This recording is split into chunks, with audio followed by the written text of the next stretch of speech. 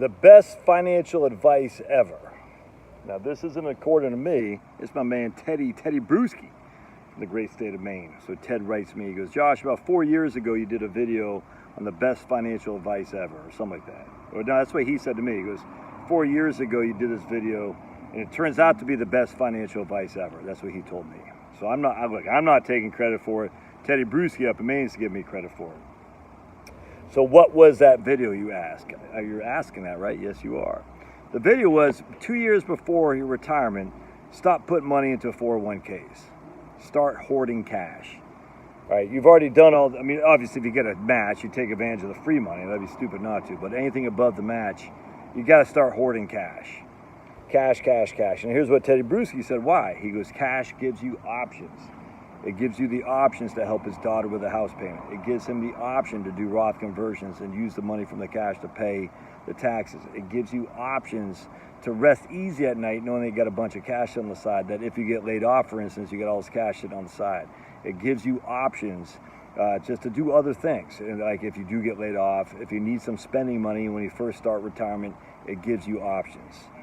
And I could not agree more, man. The thing with cash is, yeah, and hell, right now we're getting paid 5% on cash. That video I did 4 years ago, we weren't getting anywhere near 5%. I'm just telling you, man, I have yet to find, I've been doing this since 1998, my friends. I've yet to find a guy or a lady email me at the middle of the night, say, Josh, I can't sleep, I got too much cash, especially when you're getting 5%.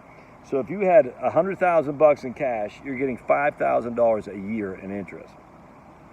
So Marie emailed me the other day saying, hey, some of these banks got downgraded. Should that be a concern to me?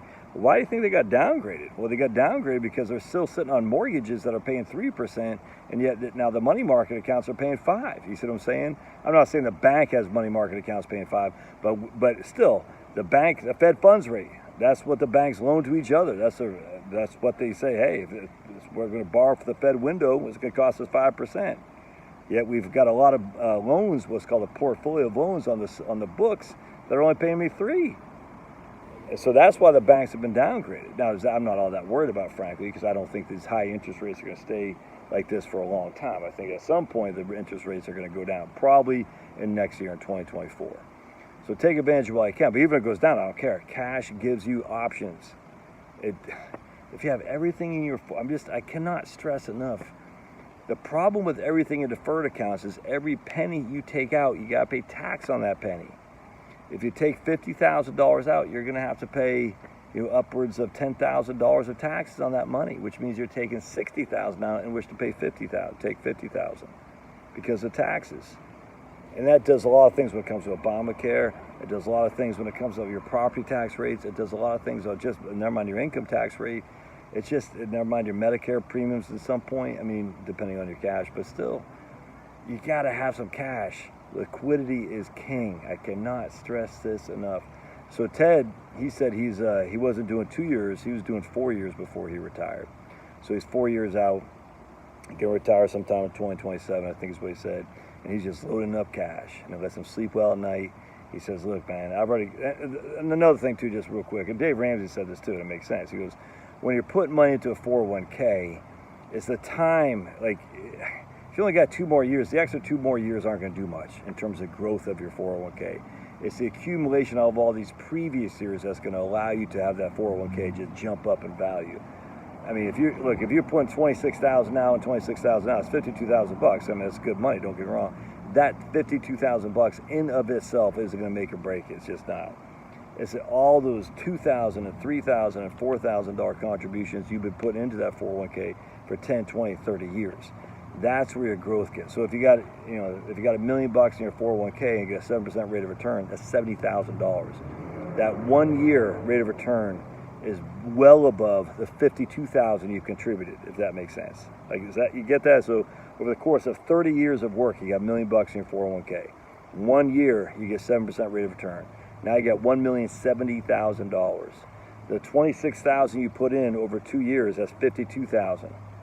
Even with a 7% rate of return, that doesn't get you $70,000. You see what I'm saying? It's the growth that's already been accumulated of your previous accumulations. That's where you make the money, man.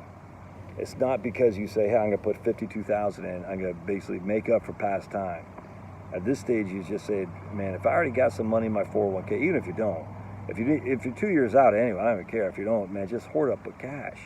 Because cash is, you already pay tax on it, and you want to pay the tax when you have the money to pay the tax. And the time you don't have the money to pay the tax is when?